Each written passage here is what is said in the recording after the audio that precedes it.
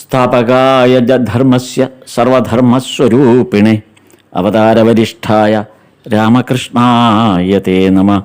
ലജ്ജാപടാവൃതേ നിത്യം ശാരദേ ജ്ഞാനദായികേ പാപേഭ്യോ ന സദാ രക്ഷ കൃപാമയി നമോസ്തുതേ. നമഃ ശ്രീയതിരാജായ വിവേകാനന്ദസൂരയേ സച്ചിത് സുഖസ്വരൂപായ സ്വാമിനേ താപഹാരിണേ. നമ്മൾ ഇന്നത്തെ സത്സംഗം ആപ്തലോകാൻ സ്വാമി ആരംഭിച്ച വിഷയത്തിന് ഒരു തുടർച്ച എന്ന രീതിയിലായിരിക്കാം ഇനി എനിക്ക് പറയാനുള്ളത്. വചനാമൃതത്തിൽ ഭക്തന്മാരുടെ ഓരോ ജീവന്മാരുടെ ഏതൊക്കെ അവസ്ഥയിലാണ് എന്നുള്ളത് ഭഗവാൻ ഉപദേശിച്ചതാണ് ഇന്നിവിടെ നേരത്തെ വായിച്ച് അതേക്കുറിച്ച് ചർച്ച ചെയ്തത്. ഏതാണ്ട് അതിൻ്റെ ഒരു തുടർച്ചയായിട്ടാണ് ഇനിയും വരാനുള്ളത്. പ്രധാനമായിട്ടും നമ്മൾ ഗൃഹസ്ഥ ഭക്തന്മാരെ ആശ്രയിച്ച് അല്ലെങ്കിൽ ഗൃഹസ്ഥ ഭക്തന്മാരുടെ ഭാഗത്ത് നിന്ന് ചിന്തിക്കുമ്പോൾ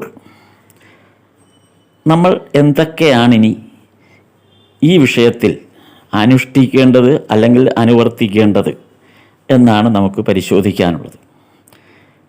കാര്യം നമ്മുടെ ജീവിതത്തിൽ ഗൃഹസ്ഥാശ്രമ ജീവിതത്തിൻ്റെ എല്ലാ തരത്തിലുള്ള അംശങ്ങളെയും ഉൾക്കൊണ്ടുകൊണ്ട് അതേസമയം ഈശ്വരോന്മുഖമായി നമ്മുടെ ജീവിതത്തെ മാറ്റുന്നതിനും എങ്ങനെയൊക്കെ സഹായകമായ രീതിയിലാണ് നമുക്ക് നമ്മുടെ ജീവിതത്തെ രൂപപ്പെടുത്തുകയും നമ്മുടെ ജീവിതക്രമങ്ങളെ വേണ്ട രീതിയിൽ പരിപാകപ്പെടുത്തുകയും ചെയ്യേണ്ടത് എന്നാണ് ചിന്തിക്കേണ്ടത്. അത് പ്രത്യേകിച്ച് പലപ്പോഴും ഒരു 60+ വയസ്സൊക്കെ കഴിയുമ്പോഴാണ് എല്ലാവരും ആധ്യാത്മികതയിലേക്ക് തിരിയുന്നത്. പലപ്പോഴും അതുവരെ നമ്മൾ ഇതൊന്നും ആലോചിക്കാറില്ല. ജീവിതത്തിൻ്റെ തിരക്കുകളിൽ ഓടി നടക്കും, കുഴപ്പമില്ല. 60 വയസ്സിന് ശേഷമെങ്കിലും നമ്മൾ ഈ ആധ്യാത്മികമായി ഈശ്വരോന്മുഖമായി ഒരു ജീവിതക്രമത്തിലേക്ക് ശ്രദ്ധ തിരിക്കുന്നുവെങ്കിൽ അത് നമ്മുടെ ജീവിതത്തിൻ്റെ അവസാന ഭാഗത്ത് ഏറ്റവും ഉത്കൃഷ്ടമായി മാറാൻ അല്ലെങ്കിൽ ഉത്കൃഷ്ടത അനുഭവപ്പെടാൻ നമുക്ക് സഹായകമാകും എന്ന് തന്നെയാണ് കരുതേണ്ടത്. അപ്പോൾ അത് ഒരു തികച്ചും ആ ഭക്തിമാർഗത്തിലൂടെ സഞ്ചരിക്കപ്പെട്ട ഗൃഹസ്ഥാശ്രമ ഭക്തന്മാർ, ശ്രീരാമകൃഷ്ണ പരമഹംസരുടെ അദ്ദേഹത്തിൻ്റെ കാലത്ത് ജീവിച്ചിരുന്ന ഗൃഹസ്ഥാശ്രമ ഭക്തന്മാർ അവരെങ്ങനെയൊക്കെയാണ് ഈശ്വര സാക്ഷാത്കാരം നേടിയത് എന്നുള്ളതിൻ്റെ കുറേ ഭാഗങ്ങൾ ആണ്, അല്ലെങ്കിൽ അതിൻ്റെ ഒരു അംശമാണ് നമ്മളിന്ന് പറയാൻ ഉദ്ദേശിക്കുന്നത്. എന്നാൽ അതിന് മുന്നോടിയായിട്ട് ശാസ്ത്രീയമായി എങ്ങനെയാണ് ഈ ഭക്തിമാർഗത്തിൽ ശാസ്ത്രീയമായി നമുക്കെങ്ങനെ സമീപിക്കാമെന്നുകൂടെ മനസ്സിലാക്കി വെക്കുന്നത് കുറേ കൂടെ വലിയൊരു ഉപകാരപ്രദമായ കാര്യമാണ്. പുതിയ കാലത്ത് മെഡിക്കൽ സയൻസും ഒക്കെ വളരെ വിപുലപ്പെടുകയും അത് കൂടുതൽ അവബോധം സമൂഹത്തിൽ സൃഷ്ടിക്കുകയും ചെയ്തിരിക്കുകയാണ്. അതിനിപ്പോൾ ഈ സോഷ്യൽ മീഡിയയൊക്കെ വളരെ സഹായകമായിട്ടുണ്ട്. തെറ്റായ ധാരണകളും പരന്നിട്ടുണ്ട്, അത് നമുക്ക് ഒഴിവാക്കാം. ശരിയായി വരുന്ന ധാരണകളെ നമുക്ക് സ്വീകരിക്കുകയും ചെയ്യാം. അപ്പോൾ അത് സംബന്ധിച്ച് ഇത്തരം വിഷയങ്ങളിൽ നമുക്കൊരു അവബോധം പുതിയ തലമുറയ്ക്ക് ഉണ്ടായിക്കൊണ്ടിരിക്കുകയാണ്, അല്ലെങ്കിൽ ഉണ്ടായിട്ടുണ്ട്. അപ്പോൾ അതിൻ്റെ പശ്ചാത്തലത്തിലാണ് നമ്മൾ നമ്മുടെ ഭക്തിമാർഗത്തെ കൂടുതൽ പുനർനിർവചിക്കപ്പെടേണ്ടത് എന്ന് തോന്നുന്നു. അപ്പോൾ അതെങ്ങനെയാണ്? പ്രധാനമായിട്ടും നമ്മൾ അഭിമുഖീകരിക്കുന്നൊരു വലിയ പ്രശ്നം 60 വയസ്സിന് ശേഷം ഉണ്ടാകുന്ന നമ്മുടെ ജീവിത അവസ്ഥയെയാണ്, അല്ലെങ്കിൽ നമ്മുടെ ആ 60 വയസ്സിന് ശേഷമുള്ള ചില ചിന്താ പദ്ധതികളെക്കുറിച്ചാണ്. അതാണ് കൂടുതൽ നമ്മൾ ശ്രദ്ധിക്കേണ്ടത്. ആ അവസ്ഥയിൽ നിന്നുകൊണ്ട് നമുക്ക് എങ്ങനെ ഒരു സന്തോഷകരമായ ഒരു ജീവിതം നയിക്കാൻ പറ്റും എന്നാണ് പരിശോധിക്കുന്നത്. ഇത് പൂർണ്ണമായും ആധികാരികമായി പറയുന്നൊരു കാര്യം ആണെന്ന് ധരിക്കരുത്. ഇതിന് തർക്കങ്ങളുണ്ടാകാം, അല്ലെങ്കിൽ മറ്റഭിപ്രായങ്ങളുണ്ടാകാം. അതെല്ലാം അവരവരുടെ വായനയുടെയും കേൾവിയുടെയും പരിശീലനത്തിൻ്റെയും ഒക്കെ ഭാഗമായി കിട്ടുന്ന കാര്യങ്ങളാണ്. അതുകൊണ്ട് എല്ലാം പരിപൂർണമല്ല, എല്ലാത്തിലും ആ എറർ ഉണ്ടാകാൻ സാധ്യത. എങ്കിലും അതിൻ്റെ ആകത്തുക എന്ന് പറയുന്നത് നമ്മൾ സ്വീകരിച്ചുകൊണ്ട് ആ ആകത്തുകയിൽ നിന്നുകൊണ്ട് അതിൻ്റെ ഗുണാംശങ്ങളിൽ മാത്രം നിന്നുകൊണ്ട് നമ്മൾ ചിന്തിക്കുക എന്നുള്ളതാണ് പ്രധാനം. അതെന്തെന്ന് വെച്ചാൽ നമ്മുടെ യഥാർത്ഥത്തിൽ നമ്മുടെ ഈ പ്രവർത്തനത്തെ നിയന്ത്രിക്കുന്നത് ഈ തലച്ചോറിലുള്ള കുറച്ച് ന്യൂറോൺസാണ്. ഈ ന്യൂറോൺസ് രണ്ട് തരത്തിലാണ് പ്രവർത്തിക്കുന്നത്. ഒന്ന്, യഥാസമയം നമ്മൾ ചിന്തിക്കുന്ന കാര്യങ്ങൾ, ആ ചിന്തിക്കുന്ന കാര്യങ്ങളെ ആ സമയാനുസൃതമായി ആ ചിന്തയെ പതുക്കെ പതുക്കെ മുന്നോട്ട് മാറ്റി മാറ്റി മാറ്റി കൊണ്ടുപോകും. നമ്മൾ ഒരേ കാര്യമല്ലല്ലോ ചിന്തിക്കുന്നത്. നമ്മുടെ ചിന്ത കുറേശ്ശായിട്ട് ചേഞ്ച് ചെയ്തുകൊണ്ടിരിക്കും. ശരിയല്ലേ? നമ്മൾ വ്യത്യാസപ്പെട്ടുകൊണ്ടിരിക്കും. നമ്മൾ കുറച്ചു നേരം ചിന്തിക്കുന്ന കാര്യമായിരിക്കില്ല അടുത്ത തവണ ചിന്തിക്കുന്നത്. കുറച്ചുകൂടെ കഴിയുമ്പോൾ അതങ്ങ് മാറും, അല്ലേ? നമ്മൾ ഓരോന്നിങ്ങനെ മാറിക്കൊണ്ടിരിക്കും. നമ്മുടെ ഓരോ ആ ടൈം ഡ്യൂറേഷൻ വ്യത്യാസം ഉണ്ടായിരിക്കും, എന്നാലും ചിന്ത ഇങ്ങനെ ചേഞ്ച് ചെയ്തുകൊണ്ടിരിക്കും. അങ്ങനെ ചേഞ്ച് ചെയ്യുന്ന ചിന്തകൾക്കനുസരിച്ചാണ് നമ്മുടെ ഒരു ദിവസം പൂർണ്ണമാകുന്നത്.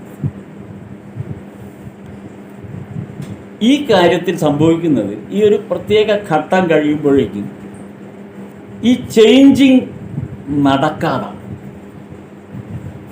അതായത് ഒരു ചിന്തയിൽ നിന്ന് അടുത്ത ചിന്തയിലേക്ക് ചേഞ്ച് ചെയ്യാൻ പറ്റില്ല. നമ്മൾ ഏതെങ്കിലും ഒരു കാര്യം എപ്പോഴാണോ നമ്മളൊരു കാര്യം ചിന്തിക്കുന്നത് അതിൽ തന്നെ ഉറച്ചങ്ങ് നിൽക്കും. കാര്യം അത് കുറേ നേരം നീണ്ടു നിൽക്കും. ടൈം ഡ്യൂറേഷൻ വളരെ ലെങ്തി ആയി മാറും.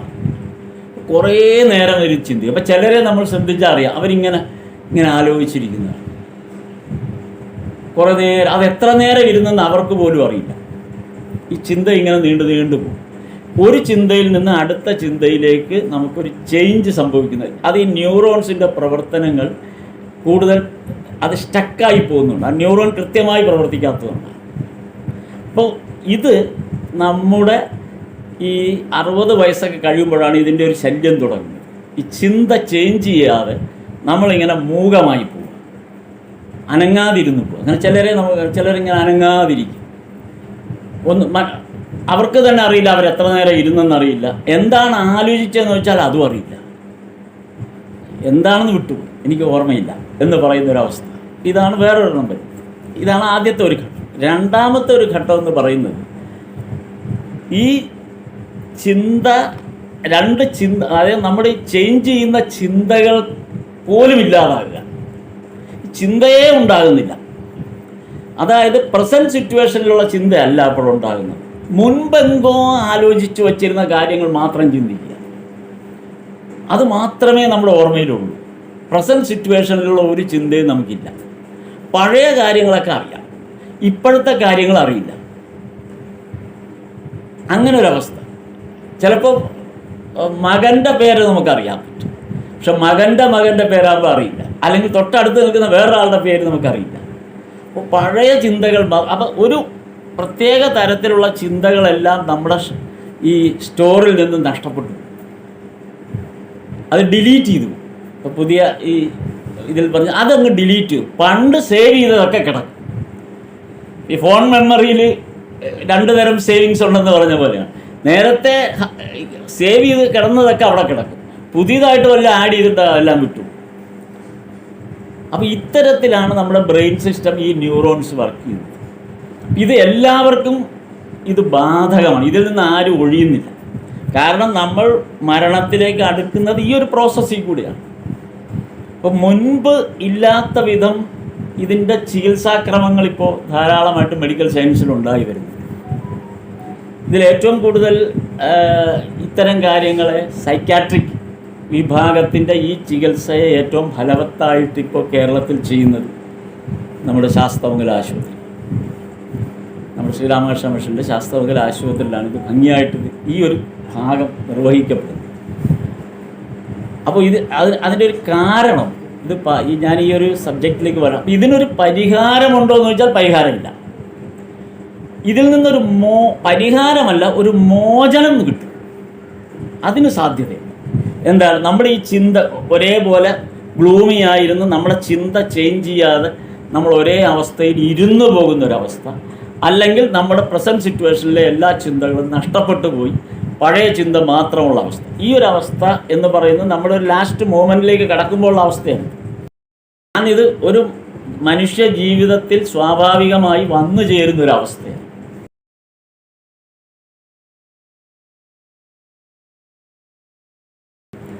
ഇതിൻ്റെ ഏറ്റവും നല്ല മരുന്ന് ഏതെന്നറിയാം? വിഷ്ണു സഹസ്രനാമം അല്ലെങ്കിൽ ലളിതാ സഹസ്രനാമം. വിഷ്ണു സഹസ്രനാമത്തിൻ്റെ ശക്തി അതാണ്. എന്താണെന്ന് വെച്ചാൽ വിഷ്ണു സഹസ്രനാമം, ആ നാമം എന്താണെന്ന് അറിയണമെന്നൊന്നുമില്ല, അതിൻ്റെ അർത്ഥമൊന്നും ഇവിടെ പ്രശ്നമില്ല. പക്ഷെ കൃത്യമായി ചൊല്ലാൻ പഠിക്കണം. ഈ വിഷ്ണു സഹസ്രനാമത്തിലെ അല്ലെങ്കിൽ ലളിതാ സഹസ്രനാമത്തിലെ അല്ലെങ്കിൽ ഏതൊരു പഞ്ചാക്ഷരി മന്ത്രമായാലും ഏതൊരു സഹസ്രനാമം എടുക്കാം, ഈ സഹസ്രനാമത്തിലെ വാക്കുകൾ ഉച്ചരിക്കണമെങ്കിൽ നമ്മുടെ കണ്ഠം മുതൽ ഈ ചുണ്ട് വരെയുള്ള എല്ലാ ഭാഗങ്ങളും കൃത്യമായി ഉപയോഗിച്ചാലേ പറ്റും. കൃത്യമായി ഉച്ചാരണം ഉണ്ടെങ്കിലേ ആ കൃത്യമായ വാക്ക് ഉച്ചരിക്കാൻ പറ്റും. അപ്പോൾ ഇത് നമ്മൾ ഈ കണ്ഠം മുതൽ ഓഷ്ട്യം വരെയുള്ള ഭാഗത്തിൻ്റെ കൃത്യമായ ചലനങ്ങൾ എന്ന് പറയുന്നത് ഈ ന്യൂറോണിനെ സ്റ്റിമുലേറ്റ് ചെയ്തുകൊണ്ടിരിക്കുക, ഈ ബ്രെയിനിനെ സ്റ്റിമുലേറ്റ് ചെയ്തുകൊണ്ടിരിക്കുക, എക്സർസൈസ് ചെയ്ത് കൊടുത്തുകൊണ്ടിരിക്കുക. ഇത് കൃത്യമായി എല്ലാ ദിവസവും ചെയ്യുന്ന ഒരാളെ സംബന്ധിച്ചിടത്തോളം അയാളുടെ ഈ ന്യൂറോൺസിൻ്റെ പ്രവർത്തനം വളരെ കൃത്യമായിട്ടായിരിക്കും അവസാന നിമിഷം വരെ, അതായത് ജീവിത അവസാനം വരെയും ഈ ന്യൂറോൺസിൻ്റെ പ്രവർത്തനം വളരെ കൃത്യമായിട്ടായിരിക്കും. അതിനാണ് ഈ വിഷ്ണു സഹസ്രനാമം അല്ലെങ്കിൽ ലളിതാ സഹസ്രനാമം കൃത്യമായി നമ്മൾ ചൊല്ലണം എന്ന് പറയുന്നത് ഈ ഒരു എക്സർസൈസാണ്. അതിൻ്റെ ബെനിഫിറ്റ് എന്ന് പറയുന്നത് ഈ ഗ്ലൂമി ആയി പോകുന്ന നമ്മുടെ ഒരു പ്രായപരിധിയുടെ ഒരു ഇതിൽ നമ്മൾ ഗ്ലൂമി ആയി പോവുക, അല്ലെങ്കിൽ നമ്മുടെ ചിന്ത നഷ്ടപ്പെട്ടു പോവുക, ഇത്തരം ഒരു ഗിഡിനെസ് നമുക്ക് ഫീൽ ചെയ്യാതിരിക്കാനാണ് ഈ സഹസ്രനാമത്തെ പ്ലാൻ ചെയ്ത് വെച്ചിട്ട്. ഈ സഹസ്രനാമത്തിൻ്റെ വാക്കുകൾക്ക് ആ ഒരു പ്രാധാന്യമുള്ളത്. അത് നമ്മൾ ചൊല്ലുമ്പോൾ നമുക്കറിയാം, ആ വാക്കുകൾ ഉച്ചരിക്കും, ഓരോ വാക്കും അടുത്ത ഇതിലേക്ക്, അത് ശ്ലോകമാണ് ഏറ്റവും നല്ലതെന്ന്. ഇപ്പോൾ നമ്മൾ വിഷ്ണു സഹസ്രനാമം അത് ഓരോ നാമങ്ങളായിട്ട് വേണമെങ്കിൽ ചൊല്ലാം. അതായത് ഓം വിശ്വസ്മൈ നമ, ഓം വിഷ്ണവേ നമ, ഓം വഷട്കാരായ നമ, ഓം ഭൂതഭവ്യ ഭവത്പ്രഭവേ നമ, ഓം ഭൂതകൃതേ നമ, ഓം ഭൂതഭൃതേ നമ. ഈ തരത്തിൽ നമുക്ക് സഹസ്രനാമം ചൊല്ലാം. അല്ലെങ്കിൽ അത് ശ്ലോകം ആയിട്ട് തന്നെ നമുക്കത് ചൊല്ലാൻ പറ്റും. കുറെ കൂടെ ശക്തിയായി നമുക്ക് ചൊല്ലാൻ സാധിക്കുന്ന, അതായത് കൂടുതൽ നമ്മുടെ ആ ചിന്തയെയും അല്ലെങ്കിൽ നമ്മുടെ ആ ചൊല്ലുന്നത് കൊണ്ടുണ്ടാകുന്ന ആ സ്റ്റിമുലേഷനെ കുറെ കൂടെ ഉത്തേജിപ്പിക്കുന്നത്, അല്ലേ, അല്ലെങ്കിൽ ആ സ്റ്റിമുലേഷൻ കുറെ കൂടെ വർദ്ധിപ്പിക്കുന്നത് അത് ആ ശ്ലോകരൂപത്തിൽ വരുമ്പോൾ കുറെ കൂടെ ശക്തി കിട്ടും എന്നാണ് തോന്നിയിട്ടുള്ളത്. ഇപ്പോൾ വിഷ്ണു സഹസ്രനാമത്തിലെ ആ നാമാവലി തുടക്കം ഇപ്പോൾ പറഞ്ഞ പോലെ അത് ശ്ലോകരൂപത്തിൽ നോക്കുമ്പോൾ ഓം വിശ്വം വിഷ്ണുർവഷട്കാരോ ഭൂതഭവ്യ ഭവത്പ്രഭു ഭൂതകൃത് ഭൂതഭൃത് ഭാവോ ഭൂതാത്മാ ഭൂതഭാവന ഭൂതാത്മാ പരമാത്മാ ച മുക്താനാം പരമാഗതി അവ്യയ പുരുഷ സാക്ഷി ക്ഷേത്രജ്ഞോക്ഷര ഏവച. ഈ തരത്തിൽ ഇതാണ് ആ ചൊല്ലുമ്പോൾ ഈ ഭാഗങ്ങൾ, അതായത് ഈ ശ്ലോകം ഇങ്ങനെ ചൊല്ലി വരുമ്പോൾ നമ്മുടെ കണ്ഠ്യം മുതൽ തുണ്ടയിൽ നിന്ന് ആ അക്ഷരം ഉച്ചരിക്കുന്ന അല്ലെങ്കിൽ അത് ഉത്ഭവിക്കുന്നത് തൊണ്ടയിൽ നിന്ന് ഓഷ്ട്യം വരെ, അതായത് ചുണ്ടുകൊണ്ട് വരെ ആണ് നമ്മൾ നമ്മുടെ അക്ഷരമാല ക്രമത്തിൽ ഉച്ചരിക്കുന്നത്. അപ്പോൾ ഇത് മുഴുവൻ ഒരേ സമയം പ്രവർത്തിക്കുകയാണ്. ഭൂതാത്മാ പരമാത്മാച മുക്താനാം പരമാഗതി അവ്യയ പുരുഷ സാക്ഷി ക്ഷേത്രജ്ഞോക്ഷര ഏവച്ച. ഇങ്ങനെ എല്ലാ ഭാഗങ്ങളും ഒരേപോലെ ഇത് ബ്രെയിനിനെ നല്ല രീതിയിൽ ശക്തിപ്പെടുത്തുന്നു എന്നുള്ളതാണ് ഈ വിഷ്ണു സഹസ്രനാമത്തിൻ്റെ ഒരു വലിയ പ്രത്യേകത. അതേപോലെ തന്നെ ഇപ്പോൾ ലളിതാ സഹസ്രനാമമാണെങ്കിലും നമുക്ക് ഈ തരത്തിൽ നമുക്കത് കാണാൻ കഴിയും. ലളിതാ സഹസ്രനാമത്തിൽ നമ്മൾ ആ നാമാവലി ഓരോന്നായിട്ട് ചൊല്ലുമ്പോൾ ഓം ശ്രീ മാത്രേ നമഃ, ഓം ശ്രീ മഹാരാജ്ഞേ നമഃ, ഓം ശ്രീമത് സിംഹാസനൈശ്വര്യേ നമഃ, ഈ തരത്തിൽ ഓരോ നാമങ്ങളായിട്ടും ചൊല്ലാം. എന്നാൽ അതൊരു ശ്ലോക രൂപത്തിലാവുമ്പോൾ കുറേ കൂടെ സ്റ്റിമുലേഷനെ കുറേ കൂടെ അത് സഹായകമാക്കുന്നു എന്നാണ് തോന്നിയിട്ടുള്ളത്. അതിപ്പോൾ ലളിതാ സഹസ്രനാമം നമ്മൾ എടുക്കുമ്പോൾ ഓം ശ്രീമാതാ ശ്രീ മഹാരാജ്ഞി ശ്രീമത് സിംഹാസനേശ്വരി ചിദഗ്നികുണ്ഠ സംഭൂത ദേവകാര്യ സമുദ്യുത ഉദ്യദ്ഭാനു സഹസ്രാഭ ചതുർബാഹു സമന്വിത രാഗസ്വരൂപ പാശാഢ്യ ക്രോധാങ്കാരാങ്കുശോജ്വല. ഇത് എത്ര കൃത്യമായിട്ടാണ് ആ സ്വരസ്ഥാനങ്ങൾ, ആ വാക്കുകൾ ഉച്ചരിക്കുമ്പോൾ നമ്മുടെ കണ്ഠ്യം മുതൽ ഓഷ്ട്യം വരെ എത്ര ഭംഗിയായിട്ടാണ്, ഒരു സാധകം പോലെയാണത് ഉച്ചാരണമുണ്ടാകുന്നത്. അപ്പോൾ ഇത് രാവിലെയും വൈകിട്ടും ഒക്കെ നമ്മളിത് പല ആവർത്തി ചൊല്ലുമ്പോൾ ഇത്രമാത്രം നമ്മുടെ ബ്രെയിനിന് ശക്തി പകരുന്ന, നമ്മുടെ ബ്ലഡ് സർക്കുലേഷന് ശക്തി പകരുന്ന, നമ്മുടെ ഹൃദയത്തിൻ്റെ പേശികൾക്ക് നൽകുന്ന ശക്തി, ശരീരം ആസകലം ഇത് പടർന്ന് ആ ശക്തി പടരുന്നുണ്ട്. ഇത് നമ്മുടെ സർവ ചിന്തകളെയും ഉണർത്തുന്നു. നമ്മുടെ എല്ലാ തരത്തിലുള്ള ന്യൂറോൺസിനെയും ഇത് കൂടുതൽ ശക്തിപ്പെടുത്തുന്നു. അപ്പം അതാണ് ഈ ഇതുകൊണ്ട് ഉണ്ടാകുന്ന ഫലം എന്ന് വളരെ വിദഗ്ധമായി തന്നെ ഇത് പരീക്ഷിക്കപ്പെട്ടിട്ടുണ്ട്. അതുകൊണ്ടാണല്ലോ അർച്ചനകൾ നടക്കുമ്പോൾ, സഹസ്രനാമാർച്ചന, ലക്ഷാർച്ചനകളൊക്കെ നടക്കുമ്പോൾ മഴ പെയ്യുന്നു, അല്ലെങ്കിൽ അതുപോലുള്ള പ്രകൃതി അനുകൂലമായ അവസ്ഥയുണ്ടാകുന്നതെല്ലാം ഈ മന്ത്രത്തിൻ്റെ ശക്തിയാണ്. ഇതൊരു മന്ത്രമാണ്. അപ്പോൾ ഈ ഒരു മന്ത്രശക്തി എപ്പോഴും മനുഷ്യൻ്റെ ശാരീരികമായ മാത്രമല്ല ആന്തരികമായ കാര്യങ്ങൾ, ആന്തരിക അവസ്ഥയെ കൂടുതൽ ശക്തിപ്പെടുത്തുന്നു എന്നുള്ളതിന് യാതൊരു സംശയവുമില്ല. ആന്തരികമായ, നമുക്കിപ്പോൾ ജിംനേഷ്യത്തിലൊക്കെ പോയി കഴിഞ്ഞാൽ മസിൽസൊക്കെ അതുപോലെ നമുക്ക് ട്രെയിൻ ചെയ്തെടുക്കാൻ പറ്റും, അല്ലെങ്കിൽ നമ്മുടെ ശരീരത്തെ നമുക്ക് ട്രെയിൻ ചെയ്തെടുക്കാൻ പറ്റും. പക്ഷെ മനസ്സിനെ ട്രെയിൻ ചെയ്തെടുക്കണമെങ്കിൽ അതിന് ഈ തരത്തിലുള്ള നമ്മുടെ സാധനാക്രമങ്ങൾ, നമ്മുടെ ഹിന്ദു മിത്തോളജിയിൽ ഇത്തരം സാധനാക്രമങ്ങൾ ധാരാളമായി ഉൾക്കൊള്ളിച്ചിട്ടുണ്ട്. അതേക്കുറിച്ചുള്ള പഠനങ്ങൾ പുതിയ തലമുറയെ, അല്ലെങ്കിൽ കൂടുതൽ ആളുകളിലേക്ക് ആ പഠനം എത്തേണ്ടതാണ്. നിർഭാഗ്യവശാൽ ആ പഠനങ്ങളെല്ലാം ഏതൊക്കെയോ സന്ദർഭത്തിൽ നമ്മളിൽ നിന്ന് ചോർന്നു പോവുകയോ നഷ്ടപ്പെട്ടു പോവുകയോ ചെയ്തു. അത് നമ്മൾ തിരിച്ചു പിടിക്കുക എന്നുള്ളത് വളരെ അത്യാവശ്യമാണ്. എന്നാൽ ഇതിത്തിരി വളരെ ബുദ്ധിമുട്ടുള്ളൊരു കാര്യമാണ്. കാര്യം ഈ ഒരു പ്രോസസ്സിലേക്ക് പോകുക എന്ന് പറയുന്നത് അത്ര എളുപ്പമൊന്നുമില്ല. എല്ലാവർക്കും അത് പെട്ടെന്ന് സാധ്യമാകണമെന്നില്ല. ഇത് ഏറ്റവും കൂടുതൽ സാധ്യമാക്കി തരുന്ന ഒരു ഗ്രന്ഥം എന്നുള്ള നിലയിൽ വചനാമൃതത്തിന് വലിയൊരു പങ്ക്. ശ്രീരാമകൃഷ്ണ വചനാമൃതം ദിവസേന വായിക്കുന്ന ആളെ സംബന്ധിച്ചിടത്തോളം ഈ സെയിം ന്യൂറോൺ സ്റ്റിമുലേഷന് അതിനെ സപ്പോർട്ട് ചെയ്യുന്ന ഒന്നാണ്, അല്ലെങ്കിൽ സഹായകമായ ഒന്നാണെന്ന് കണ്ടെത്തിയിട്ടുണ്ട്. അതിൻ്റെ പ്രധാന കാരണം അത് എഴുതിയ ആളുടെ പ്രോസസ്സ് കൊണ്ടാണ്. ഈ എഴുതിയ ആളുടെ പ്രോസസ്സാണ് അതിന് പ്രത്യേകത എന്ന് പറയുന്നത്. കാരണം ഇത് എഴുതിയപ്പോൾ നമുക്ക് എല്ലാവർക്കും അറിയാം, വചനാമൃതം എഴുതുന്ന സമയത്ത് ഇത് എഴുതിയിരിക്കുന്ന മഹേന്ദ്രനാഥ ഗുപ്ത അത് നോട്ട് ചെയ്ത് വച്ചിരിക്കുന്നത് കൃത്യമായി അതാത് ദിവസം അല്ല എന്നുള്ളത് ഉറപ്പാണ്. അതാത് ദിവസമല്ല, അങ്ങനെ ആയിരുന്നു, അതാത് ദിവസമാണ് അത് എഴുതിയിരുന്നു എങ്കിൽ ഇതിൻ്റെ ആദ്യ തുടക്കത്തിൽ എഴുതിയത് ആ തീയതിയിൽ തന്നെ കൺഫ്യൂഷനാണ് അല്ലേ? ഫെബ്രുവരി 26 മാർച്ച് 1 അല്ലെ സ്വാമി? അങ്ങനൊരു കൺഫ്യൂഷൻ അതിനകത്ത് ഫസ്റ്റ് ഫുട് നോട്ടിൽ തന്നെ വന്നിട്ടുണ്ട്.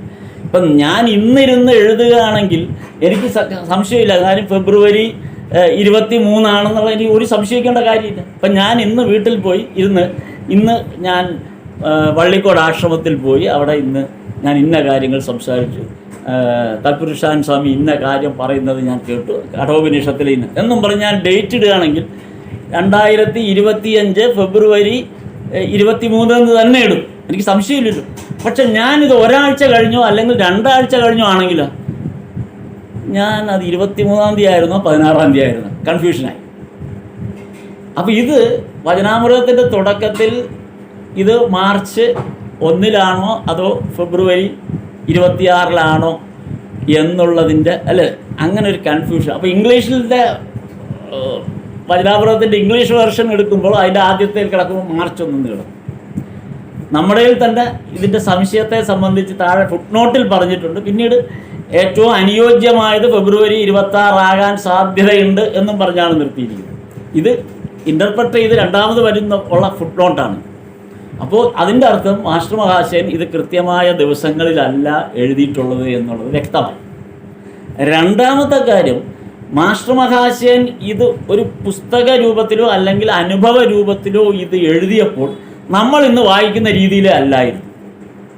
ഏതൊക്കെയോ ദിവസത്തെ കാര്യങ്ങൾ എവിടെയൊക്കെയോ ഉള്ളത് എങ്ങനെയൊക്കെയോ അത് പല സന്ദർഭങ്ങളിലായിട്ട് എഴുതിയതാണ് പബ്ലിഷ് ചെയ്യപ്പെട്ടത്. അല്ലാതെ കൃത്യമായി ഫെബ്രുവരി 26 തുടങ്ങി 27, 28, 29 അല്ലെങ്കിൽ ആ ഒരു ഓർഡറിലല്ല എന്നുള്ളത് മാസ്റ്റർ മഹാശയൻ ആദ്യം എഴുതിയപ്പോൾ പോലും വചനാമൃതം എഴുതിയത് പല ദിവസത്തത് മാറിയും തിരിഞ്ഞ്, ചിലത് ഫെബ്രുവരി 82 എഴുതിയത് പിന്നെ എഴുതുന്ന 84 പിന്നെ എഴുതുന്ന 83 അപ്പോൾ ഓർഡറിലല്ല മാസ്റ്റർ മഹാശയനും ഇത് എഴുതിയിട്ടുള്ളത്, ആദ്യത്തെ കുറച്ച് ഭാഗം.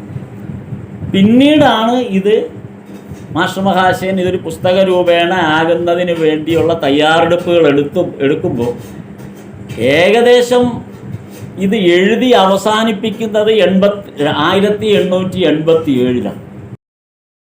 കൃത്യമായി പറഞ്ഞാൽ 1886 ഏപ്രിൽ 24 വരെ മാത്രമേ മാസ്റ്റർ മഹാശയൻ തൻ്റെ ഡയറി കുറിപ്പ് എഴുതിയിട്ടുള്ളൂ.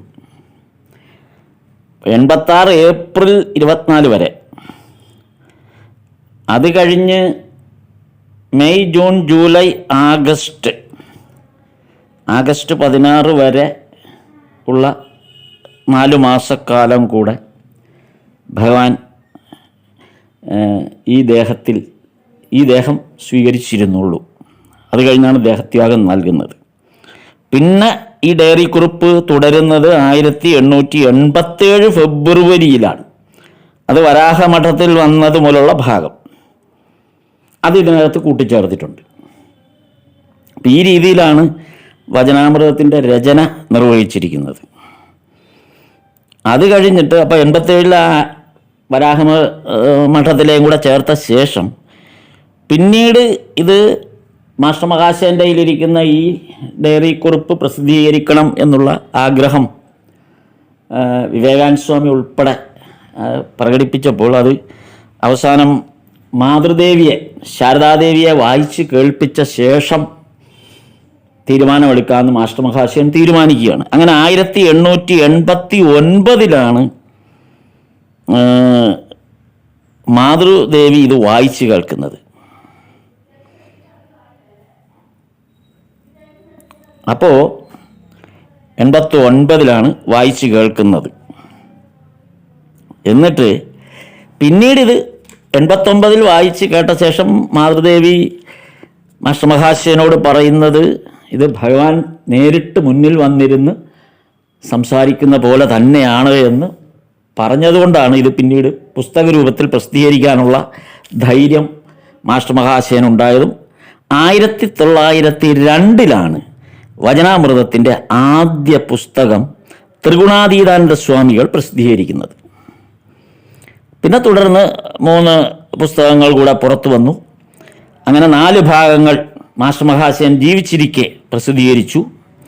5-ാം ഭാഗം മാസ്റ്റർ മഹാശയൻ്റെ നിര്യാണത്തിന് ശേഷമാണ് പ്രസിദ്ധീകരിക്കപ്പെട്ടത്. അത് 1932 അതായത് 1902 പ്രസിദ്ധീകരണം ആരംഭിച്ച വചനാമൃതം പൂർണ്ണമാകുന്നത് 1932. 30 വർഷം കൊണ്ടാണ് ഇതിൻ്റെ 5 വോള്യം പൂർത്തീകരിച്ചു വരുന്നത്. അതാണ് അതിനകത്ത് ഒരു പ്രത്യേകത. അപ്പോൾ ഈ തരത്തിലാണ് വചനാമൃതം പ്രസിദ്ധീകരിക്കപ്പെട്ടത്. അപ്പോൾ മാസ്റ്റർ മഹാശയൻ ഇത് 1887 പൂർത്തീകരിച്ചു. ഭഗവാനോടൊപ്പം ഉണ്ടായിരുന്ന സന്ദർഭത്തിലുള്ളത് അതിനു മുൻപേ തന്നെ എഴുതി. അതായത് 1886 ഏപ്രിലിൽ തന്നെ അത് എഴുത്ത് അവസാനിപ്പിച്ചു, ഭഗവാനോടൊപ്പം ഉള്ളത്. പിന്നെ അപ്പോൾ 86 കഴിഞ്ഞ് ഇതിനെ പിന്നീട് പ്രസിദ്ധീകരണ യോഗ്യമാക്കുന്നതിന് വേണ്ടി 1902 വരെ വരേണ്ടി വന്നു, ആദ്യത്തെ എഡിഷൻ ഇറങ്ങുന്നവരെ. അപ്പോൾ 89 ശേഷം 90 91 ഇപ്പം ഏതായാലും എഴുതി പൂർത്തിയാക്കിയത് വെച്ച് കണക്ക് കൂട്ടുമ്പോൾ 87, 88, 89, 90, 91 5 വർഷം കഴിഞ്ഞാണ് ഇതിൻ്റെ പൂർത്തീകരണം. അപ്പോൾ ആ 5 വർഷമാണ് ഇതിനെ ഒരു പുസ്തക രൂപത്തിലാകുന്നതിന് വേണ്ടിയുള്ള പ്രവർത്തനങ്ങൾ നടന്നത് എന്ന് വിശ്വസിക്കാം. അതാണ് പറഞ്ഞത്. ഇത് ഓർമ്മയിൽ നിന്ന്, ഇതിനകത്ത് നേരത്തെ പറഞ്ഞ പോലെ ഓർമ്മയിൽ നിന്നാണ് ഇതിനകത്ത് കൊടുത്തിരിക്കുന്ന ആ ഓരോ സൂചനകളിലൂടെ അതേ ദിവസത്തെ മാസ്റ്റർ മഹാശയൻ തൻ്റെ ധ്യാനത്തിലൂടെ പുനരാവിഷ്കരിച്ച് എഴുതുകയായിരുന്നു.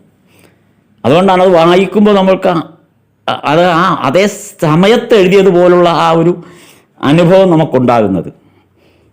ഭഗവാന്റെ സംഭാഷണങ്ങൾ റെക്കോർഡ് ചെയ്യപ്പെട്ട പോലെ, ആ സെയിം ടൈമിൽ റെക്കോർഡ് ചെയ്യപ്പെട്ട പോലെ, ഇപ്പം നമ്മൾ ഇന്നത്തെ ഭാഷയിൽ പറഞ്ഞാൽ ലൈവ് ടെലികാസ്റ്റ് പോലെ അങ്ങനെ കാര്യം അത് ആ ഓർമ്മയിൽ നിന്ന് റീക്രിയേറ്റ് ചെയ്യപ്പെട്ടു. അതാണ് ഈ പറഞ്ഞത്, വചനാമൃത വായന എന്ന് പറയുന്ന നമ്മുടെ ഓർമ്മശക്തിയെ, നമ്മുടെ ബ്രെയിനിൻ്റെ ശക്തിയെ, പ്രവർത്തനക്ഷമതയെ ഏറെ സ്വാധീനിച്ചതും അത് വായിക്കുന്നവർ അത് റീക്രിയേറ്റ് ചെയ്യുന്നുണ്ട് മനസ്സുകൊണ്ട്. അപ്പം അങ്ങനെ ഭാവനയിൽ കാണാനുള്ള നമ്മുടെ മസ്തിഷ്കത്തിൻ്റെ ശക്തി, ബ്രെയിനിൻ്റെ ശക്തി, അതാണ് ബ്രെയിനിന് നൽകുന്ന വലിയൊരു എക്സർസൈസ്. അതുകൊണ്ടാണ് പറഞ്ഞത് നമ്മുടെ ഓർമ്മശക്തിയെ നമുക്ക് നമ്മുടെ ഈ വാർദ്ധക്യകാലത്ത് ഒരു 60, 70, 80 ആകുമ്പോൾ ഉണ്ടാകുന്ന ഓർമ്മശക്തിയെ വളരെ ശക്തമായി നിലനിർത്താൻ വചനാമൃതത്തിൻ്റെ ആ വാക്കുകൾക്കുള്ള ശക്തി എത്രമാത്രമാണെന്ന് ഈ ഒരു വസ്തുത മനസ്സിലാക്കുന്ന എല്ലാവർക്കും ബോധ്യപ്പെടും. മാസ്റ്റർ മഹാശയൻ തന്നെ മാസ്റ്റർ മഹാശയൻ്റെ ജീവചരിത്രത്തിൽ പറഞ്ഞിട്ടുണ്ട്, ഇത് മനനം ചെയ്ത് ഓർമ്മയിൽ നിന്ന് ആ ദിവസങ്ങൾ സ്വയം റീക്രിയേറ്റ് ചെയ്തിട്ടാണ് എഴുതിയത്. കാരണം മാസ്റ്റർ മഹാശയൻ എഴുതിയ ആ ഡയറി കുറിപ്പിൽ പോയിന്റ്സ് മാത്രമേ ഉള്ളൂ, അല്ലാതെ നമ്മളിന്ന് വായിക്കുന്ന തരത്തിലുള്ള ഒരു കണ്ടിന്യൂസ് സെൻറ്റൻസിലല്ല ആ ബംഗാളി മാസ്റ്റർ മഹാശയൻ്റെ ഒറിജിനൽ ഡയറി കുറിപ്പിൻ്റെ അതിൻ്റെ ഫോട്ടോ കോപ്പിയൊക്കെ പബ്ലിഷ് ചെയ്ത് വന്നിട്ടുണ്ട്. അപ്പോൾ അതിൽ നമ്മൾ നോക്കുമ്പോൾ കാണാം അതിനകത്ത് ചില പോയിന്റുകൾ മാത്രമേ ഉള്ളൂ. ആദ്യത്തെ അധ്യായം തന്നെ, അതായത് ആദ്യത്തെ 3 അധ്യായങ്ങളിൽ കിടക്കുന്ന ഭാഗം 3 or 4 ലൈനിലാണ് ഉൾക്കൊള്ളിച്ചിരിക്കുന്നത്. ആ ഒരു പേജ് തീരുമ്പോൾ ഏതാണ്ട് നമ്മളിന്ന് വായിക്കുന്ന വചനാമൃതത്തിൻ്റെ 2, 3, 4 അധ്യായം കഴിഞ്ഞു പോയിട്ടു. അപ്പോൾ 1, 2 വാക്കുകളിൽ 1, 2 വരികളിലാണ് നോട്ട് കുറിച്ചിരിക്കുന്നത്. അപ്പോൾ ഓരോ ദിവസം എടുക്കുമ്പോഴും ആ ദിവസം എന്താണെന്ന് ആദ്യം ഓർമ്മയിൽ കൊണ്ടുവരുന്നു, ആലോചിച്ചു. അപ്പോഴേക്കും മാസ്റ്റർ മഹാശയൻ്റെ പ്രായം ആലോചിച്ചു. അപ്പോൾ ഈ തരത്തിൽ ഓർമ്മയെ തിരിച്ചു പിടിച്ചതാണ് വചനാമൃതം. ഇത് വായിക്കുന്ന നമ്മളിലേക്ക് മാസ്റ്റർ മഹാശയൻ്റെ ആ ഒരു എഫർട്ടിൻ്റെ കുറേ അംശങ്ങൾ നമ്മുടെ ബ്രെയിനിലേക്കും കടന്നു വരികയാണ് ചെയ്യുന്നത്. അതാണ് നമ്മുടെ ബ്രെയിനിനെ കൂടുതൽ സ്റ്റിമുലേറ്റ് ചെയ്യാൻ. അപ്പോൾ ഈ തരത്തിൽ ആണ് വചനാമൃതത്തിൻ്റെ വായനയിൽ നിന്ന് നമുക്ക് ലഭ്യമാകുന്ന വലിയൊരു കാര്യമാണ്. വചനാമൃത വായന എന്ന് പറയുന്നത് വെറുതെ ഒരു പുസ്തകം വായിക്കുന്നതോ അല്ലെങ്കിൽ ഒരു സ്കൂൾ അധ്യാപകൻ ശ്രീരാമകൃഷ്ണദേവനെ പോയി കണ്ടതും അവിടെ കണ്ട കാര്യങ്ങളും വെറുതെ ഒരു ലേഖന രൂപത്തിലോ അല്ലെങ്കിൽ സംഭാഷണ രൂപത്തിലോ വെറുതെ എഴുതി വച്ചിരിക്കുന്നത് മാത്രമേ. ഇത് മനുഷ്യ ജന്മാന്തരങ്ങളായി മനുഷ്യൻ്റെ ഉള്ളിൽ കിടക്കുന്ന ചേതനയെ കൂടുതൽ ശക്തിപ്പെടുത്താൻ വേണ്ടിയിട്ടാണ്. അപ്പോൾ ഇതിനകത്ത് തന്നെ മാസ്റ്റർ മഹാശയൻ പല വ്യക്തികളെയും കൂടെ ഉൾക്കൊള്ളിച്ചിട്ടുണ്ട്. ഇത് കടന്നു വരുന്ന കഥാപാത്രങ്ങൾ വളരെ വ്യത്യസ്തമായ കഥാപാത്രങ്ങളാണ്. ഇതെങ്ങനെയാണ് ഈ കഥാപാത്രം എന്ന് അല്ല പറയേണ്ടത്, ആക്ച്വലി ജീവിച്ചിരുന്ന ആൾക്കാരാണ്. ഞാനത് പറഞ്ഞപ്പോൾ ആ വാക്ക് ഉപയോഗിച്ചെന്ന് മാത്രം. ഇതിൽ കടന്നു വരുന്ന വ്യക്തികൾ എങ്ങനെയാണ് അവർ ഈ ഭഗവാനുമായിട്ട് റിയാക്ട് ചെയ്തത്, എങ്ങനെയായിരുന്നു അവരവരുടെ ജീവിതത്തെ ഭഗവാനുമായിട്ട് കണക്ട് ചെയ്തത്. ഈ കണക്ട് ചെയ്ത ജീവിതത്തിൻ്റെ ആ ശൈലി കൂടെ നമുക്കിതിൽ നിന്ന് ബോധ്യമാകുന്നു. അത് നമുക്ക് അഡോപ്റ്റ് ചെയ്യാനുള്ളത്. എങ്ങനെയാണ് ഇവർ ഇതിലേക്ക് കടന്നു വന്നത്, അതാണ് ഞാൻ ഇന്ന് ജസ്റ്റ് അതിൻ്റെ ഒരു ഇൻട്രൊഡക്ഷൻ ഇന്ന് പറയാം. അതായത് 3 പേരിൽ നിന്നാണ് ഇത് തുടങ്ങുന്നത്. ഭഗവാനെക്കുറിച്ച് നമ്മിലേക്ക് എത്തുന്ന അടുത്ത തലമുറയ്ക്കോ പിന്നീട് ഇനിയുള്ള കാലത്തേക്ക് ഭഗവാനെക്കുറിച്ചുള്ള എല്ലാ വിവരങ്ങളും എത്താൻ പ്രേരകമാകുന്നത് 3 പേരായിരുന്നു. അതിലാദ്യം വരുന്ന ആൾ രാമചന്ദ്ര ദത്ത എന്ന് പറഞ്ഞ ആൾ. രണ്ടാമത് വരുന്നത് മനോമോഹൻ മിത്ര എന്ന് പറയുന്ന ആൾ. മൂന്നാമത് വരുന്നത് സുരേന്ദ്രനാഥ മിത്ര. 3 പേരാണ്. ഈ 3 പേരും പരസ്പരം ബന്ധമുള്ളവർ തന്നെ. അങ്ങോട്ടും ഇങ്ങോട്ടും ഇവർക്ക് ഒരു അതുകൊണ്ടാണ് അവർ ഈ 3 പേരും കൃത്യമായി ഭഗവാന്റെ മുന്നിൽ എത്തുന്നത്. അതിൽ ഈ രാമചന്ദ്ര ദത്തയാണ് ആദ്യമായിട്ട് എത്തുന്നത്. അദ്ദേഹം 1879 ഭഗവാന്റെ അടുത്തേക്ക് ആദ്യം എത്തുന്നത്. 79 എത്തുമ്പോഴേക്കും ഭഗവാനെക്കുറിച്ചുള്ള വിവരണങ്ങൾ കൽക്കട്ടയിൽ കിട്ടിക്കഴിഞ്ഞു. അതായത് സാമാന്യ ജനത്തിനിടയിലേക്ക് ശ്രീരാമകൃഷ്ണ പരമഹംസൻ എന്ന് പറഞ്ഞ വ്യക്തിയെക്കുറിച്ചുള്ള അറിവ് 75-നും 79-നും ഇടയ്ക്ക് പബ്ലിഷ് ചെയ്യപ്പെട്ടിരിക്കുന്നു. കേശവചന്ദ്രസേൻ ആണ് അതിന് കാരണക്കാരൻ. നമ്മൾ കേശവചന്ദ്രസേൻ്റെ കാര്യം പറഞ്ഞപ്പോൾ ഇതുപോലെ സൂചിപ്പിച്ചിരുന്നു. കേശവചന്ദ്രസേനൻ ഇന്ത്യ മിറർ വഴിയും അതുപോലുള്ള പത്രങ്ങളിലൊക്കെ ഈ കേശവചന്ദ്രസേനൻ ശ്രീരാമകൃഷ്ണ ദേവനെക്കുറിച്ച് ഇങ്ങനെ ഒരു പരമഹംസർ ദക്ഷിണേശ്വരം കാളിക്ഷേത്രത്തിൽ ഉണ്ട് എന്നുള്ളതും അദ്ദേഹത്തിൻ്റെ ആ ഒരു ഈശ്വരീയമായ ആ പ്രഭയെക്കുറിച്ച് അല്ലെങ്കിൽ ആ ഒരു അവസ്ഥയെക്കുറിച്ച് ധാരാളം ലേഖനങ്ങൾ കേശവചന്ദ്രസേൻ എഴുതുകയുണ്ടായി. അപ്പോൾ ഇത് ഈ വിശ്വനാഥ ദത്തയെ രാമചന്ദ്ര ദത്തയെ ഇത് കൂടുതൽ ആകർഷിക്കാനുണ്ട്. ഈ രാമചന്ദ്ര ദത്തയെക്കുറിച്ച് പറയുന്ന ഒരു കാര്യം, ദക്ഷിണേശ്വരത്ത് വരുന്നതിന് മുമ്പ് ആ ജീവിതത്തിൽ ചില കാര്യങ്ങൾ നടന്നതായിട്ട് പറയുന്നു. രാമചന്ദ്ര ദത്ത ദക്ഷിണേശ്വരത്ത് വരുന്നതിന് മുമ്പ് ആ ജീവിതത്തിൽ ചില കാര്യം മെഡിക്കൽ മേഖലയിലാണ് ഇദ്ദേഹം പ്രവർത്തിച്ചിരുന്നത്. മെഡിക്കൽ ഡോക്ടറല്ല, പക്ഷെ മെഡിസിനുമായിട്ട് ബന്ധപ്പെട്ട് മെഡിക്കൽ സയൻസുമായി ബന്ധപ്പെട്ട റിസർച്ച് അങ്ങനെയുള്ള കാര്യങ്ങളിൽ ഏർപ്പെട്ടിരുന്ന ഒരാളാണ് ഈ രാമചന്ദ്ര ദത്ത. അങ്ങനെ ചെയ്തിട്ട് ഇദ്ദേഹത്തിന് ഈ ബ്ലഡ് ഡിസെൻട്രിയെക്കുറിച്ച് ഇദ്ദേഹം അതിനൊരു പരിഹാരം കണ്ടെത്തിയത് ഈ ആയുർവേദ വിധിപ്രകാരമുള്ള, അന്നത്തെ കാലത്ത് ആയുർവേദ വിധിപ്രകാരമുള്ള ഒരു പരിഹാരം ബ്ലഡ് ഡിസെൻട്രിക്ക് കണ്ടെത്തിയതിൻ്റെ പേര് ഇംഗ്ലണ്ടിൽ നിന്ന് ഇദ്ദേഹത്തിന് ഇംഗ്ലണ്ടിലെ മെഡിക്കൽ അസോസിയേഷൻ അവരംഗത്വം കൊടുത്തു. അല്ലെങ്കിൽ ഇന്ത്യയിൽ ഒരാൾക്ക് മെഡിക്കൽ സയൻസിൽ ഇംഗ്ലണ്ടിലെ ഒരു മെഡിക്കൽ സംഘടന അംഗത്വം കൊടുക്കുക. അപ്പം അത്രമേൽ ഈ ലോകം അംഗീകരിക്കുന്ന തരത്തിലേക്കാണ് ഒരാൾ മാറിയത്. അത് പറയാൻ കാരണം ശ്രീരാമകൃഷ്ണദേവൻ്റെ അടുത്തേക്ക് വരുന്നവരൊന്നും സാധാരണക്കാരായിരുന്നില്ല. സാധാരണക്കാരെന്ന് ഞാൻ പറയുന്നത് സാമ്പത്തിക നില വെച്ചിട്ടല്ല പറയുന്നത്, ചിന്താപരമായും അവരുടെ പൊസിഷൻ വെച്ചുമൊക്കെ വളരെ വളരെ ഉയർന്ന, നമുക്ക് ചിന്തിക്കാൻ കഴിയുന്നതിനേക്കാളും ഒക്കെ ഉയർന്ന തലത്തിലുള്ള ആൾ. അതിലാദ്യമായി ഭഗവാന്റെ അടുത്തെത്തി ആ ഈശ്വര അവതാരത്തെ ബോധ്യപ്പെടുന്നതിൽ ഒരാളാണ് ഞാനിപ്പോൾ പറഞ്ഞ രാമചന്ദ്ര ദത്ത. അയാൾ ആ വ്യക്തിയുടെ അവസ്ഥ ആലോചിച്ചു. മെഡിക്കൽ സയൻസിൻ്റെ ലോകതലത്തിൽ അംഗീകരിക്കപ്പെട്ട ഒരു ശാസ്ത്രജ്ഞൻ, അങ്ങനെ ഒരാൾ, തികച്ചും നാസ്തികനുമായിരുന്നു. ഈ ഈശ്വരീയ വിശ്വാസമൊന്നും ഉള്ള ആളൊന്നുമല്ല ഈ ഘട്ടത്തിൽ. അപ്പം അങ്ങനെ കടുത്ത ഭൗതികവാദിയായിരുന്നു. ഈശ്വര സങ്കല്പങ്ങൾക്കൊന്നും അദ്ദേഹം വശംവദനായിരുന്നു, കടുത്ത ഭൗതികവാദിയായിരുന്നു. അങ്ങനെ ഇരിക്കെ സാധാരണഗതിയിൽ ഇത്തരം കടുത്ത ഭൗതികവാദികളും യുക്തിവാദികളും ഒക്കെ മാറുന്നത് എപ്പോഴായി? സ്വയം ഒരു അടി കിട്ടുമ്പോഴാണ്. പ്രതീക്ഷിക്കാത്തൊരടി കിട്ടണതോടുകൂടിയാണ് ഇവരുടെയൊക്കെ കഥ കഴിയും. പിന്നെ പതുക്കെ ഇതിൻ്റെ പരിഹാരം അന്വേഷിക്കാൻ തുടങ്ങുമ്പോഴാണ് ഇവരൊക്കെ കഥ മാറുന്നത്. ഇയാൾക്കും ഇത് സംഭവിച്ചു. ഇയാളുടെ മകൾ മരിച്ചു. മകൾ മരിച്ചതോടുകൂടി ഈ വ്യക്തി ആകെ തകർന്നു. കാരണം ഇതിൻ്റെ വേറൊരു വശം എന്തെന്ന് വെച്ചാൽ, നമ്മുടെ മുഴുവൻ ഒരു വ്യക്തി എങ്ങനെയാണ് ഈ ഭൗതികമായ അവസ്ഥയിൽ അവൻ്റെ ഇഷ്ടങ്ങളെ കേന്ദ്രീകരിക്കുന്നത്. അതൊരു കുടുംബത്തിലേക്കായിരിക്കും ചിലപ്പോൾ കേന്ദ്രീകരിക്കുന്നത്, മക്കളിലേക്ക്, ഭാര്യയിലേക്ക്, അല്ലെങ്കിൽ ഇത് രണ്ടും, അല്ലെങ്കിൽ ചിലർ സ്വത്തിലേക്ക്. ഇങ്ങനെയൊക്കെ നമ്മൾ ഭൗതികമായി നമ്മുടെ ചിന്തകളെയും നമ്മുടെ താല്പര്യങ്ങളെയും കേന്ദ്രീകരിക്കുന്നത് എപ്പോഴും ഇങ്ങനെയാണ്. ഇയാളും രാമചന്ദ്രദത്തയും യുക്തിവാദിയായിരുന്നപ്പോഴും ഒരു ഭൗതികവാദിയായിരുന്നപ്പോഴും ഇത്രയും വലിയൊരു സയൻറ്റിസ്റ്റ് ആയിരുന്നപ്പോഴും അദ്ദേഹത്തിൻ്റെ മുഴുവൻ ഇഷ്ടങ്ങൾ മുഴുവനും കൂടെ എടുത്ത് ക്രോഡീകരിച്ച് എവിടെ ഡെപ്പോസിറ്റ് ചെയ്തെന്ന് ചോദിച്ചാൽ അത് സ്വന്തം മകളിലായി. ആ മകളാണ് മരിച്ചു പോകുന്നത്. അതോടുകൂടി ഇയാൾ തകർന്നു. എന്നിട്ട് പിന്നീട് ഇങ്ങനെ വരുന്നവരുടെ അടുത്ത പണി എന്തായിരിക്കും നമുക്കറിയാം. ഉടൻ പ്രഭാഷണങ്ങൾ കേൾക്കാൻ പോകും, അല്ലെങ്കിൽ പുസ്തകങ്ങൾ, ആധ്യാത്മിക പുസ്തകങ്ങൾ, അല്ലെങ്കിൽ ആശ്രമങ്ങളിലൊക്കെ വരും. അങ്ങനെ ആശ്രമങ്ങളിലൊക്കെ വന്ന് സ്വാമിമാരുമായിട്ടൊക്കെ ചർച്ച ചെയ്യാൻ തുടങ്ങും. പുസ്തകങ്ങൾ അവർ സജസ്റ്റ് ചെയ്യുന്ന പുസ്തകങ്ങളൊക്കെ ഒന്ന് വായിച്ചു, പതുക്കെ പതുക്കെ അതൊക്കെ ശരിയാണെന്നുള്ള തോന്നലിലേക്ക് എത്താൻ തുടങ്ങും. അങ്ങനെയാണ് ആ ഒരു ട്രാൻസ്ഫോർമേഷൻ സംഭവിക്കുന്നത്.